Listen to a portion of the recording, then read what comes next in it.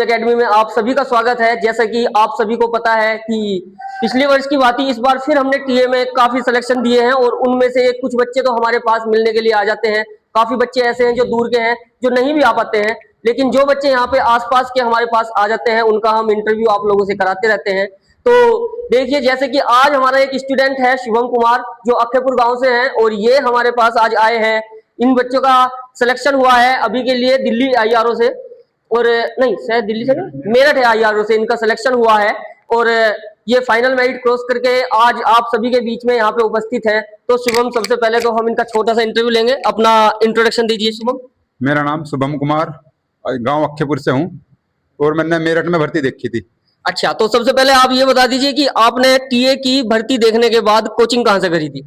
सोम academy से करी थी। अपना कंटिन्यू यहीं से, पहले मैं अग्निवीर की तैयारी यहीं से करके गया और अग्निवीर में मेरा नंबर पड़ गया था। उसमें मैं फिजिकल देने नहीं गया था। पिछली बार भी मैं टीए फाइनल आउट हुआ था और अब की बार भी फिर मैंने क्या नाम है दोबारा विश्वास करके फिर यहीं पाया अपना, और फिर अब की बार फाइनल सिलेक्शन लिया टी आर्मी में।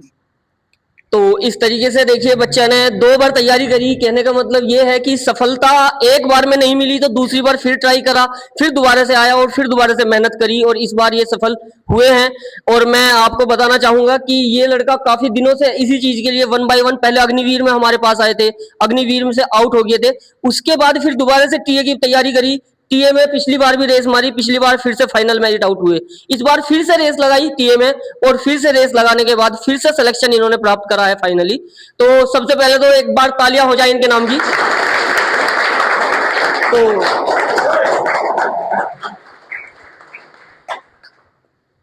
तो एक बार मेरे साथ आप सब नारा लगाएंगे, भारत माता की, भारत माता की, भारत माता की।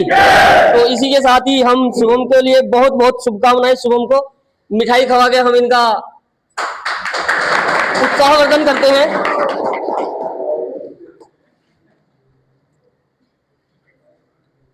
बहुत बहुत धन्यवाद। तो भैया यही कहना है अपना, कंटिन्यू कभी भी बीच में जो एक बार गोल पकड़ लिया तो बीच में छोड़ना नहीं है बिल्कुल भी। जिस चीज को एक बार अपना जो हासिल करना है तो करना है। बीच में कुछ भी रुकावट आए बिल्कुल भी अपने गोल दे, इधर उधर नहीं भटकना, अपने गोल पे फोकस करना है। मैं भी करीब करीब 8-9 साल हो लिए होंगे मुझे भी, जब से मंडरा में, और जब अब आके सिलेक्शन फाइनल हुआ मेरा भी। हाँ, तो बहुत ही अच्छी बात है। जैसे कि आप सभी को इन्होंने बताया कि पिछले 7-8 सालों से या 8-9 सालों से ये लगातार रनिंग में है और उसके बावजूद अब आके इनका सिलेक्शन हुआ। तो देखिए, आपको भी कभी भी इस तरीके से हार नहीं माननी चाहिए कभी भी। तो एक छोटी सी कहानी है मेरी तरफ से, मतलब सुनने की कोशिश देखनी भाई एक बार, है ना? मैं सुनाता हूँ कहानी। ऐसा हुआ, एक मूर्तिकार था। बात ठीक है भाई? एक क्या था? मूर्तिकार था। उसका काम था केवल मूर्ति बनाने का। तो उसके पास पत्थर पड़े हुए थे काफी सारे। तो जैसे कि पत्थर को वो तराशता था, तराश के मूर्ति बनाता था। तो एक पत्थर था, वो कहने लगा, भाई एक काम कर, मैं तेरी चोट नहीं खाने का, मैं तेरी चोट नहीं खाने का। उसने कहा ठीक है, मत खा। उसने उठाया उस पत्थर को, जो खराब पत्थर थे उसमें फेंक दिया, और जो दूसरे पत्थर थे उनको सबको मूर्ति बना बना के तैयार करता रहा। तो भैया ऐसे ही एक दिन जो था, शिव जी की मूर्ति का उनके पास ऑर्डर आया। तो उन्होंने कई पत्थरों की, शिव जी की, पार्वती की, नंदी जी की, सब चीज की मूर्ति बना दी। अब जो कस्टमर आए उन्होंने आके देखा, भाई शिव जी की मूर्ति भी ले ली है, शिवलिंग भी ले लिया, पार्वती जी की भी ले ली, सारी मूर्ति ले ली। उन्होंने सोचा यार एक पत्थर और उठा लो, ये वाला, ये नारियल, यो शिवलिंग के बराबर में गाड़ देंगे। नारियल फोड़ा और शिवलिंग पे चढ़ा दिया। बात ठीक है भाई? तो उन्होंने क्या काम करा, वो पत्थर और ले लिया और वो पत्थर उठा के शिवलिंग के बराबर में गाड़ दिया। तो स्थिति यो हुई कि कुल मिला के आज भी उस पत्थर के साथ क्या हो रहा, उसके सिर पे नारियल ही फूट रहे, चोट तो आज भी लग रही। और जौन सी मूर्तियों ने चोट खा ली थी वे पुज रही है। बात सही है? तो इसलिए अपने आप को तराशो।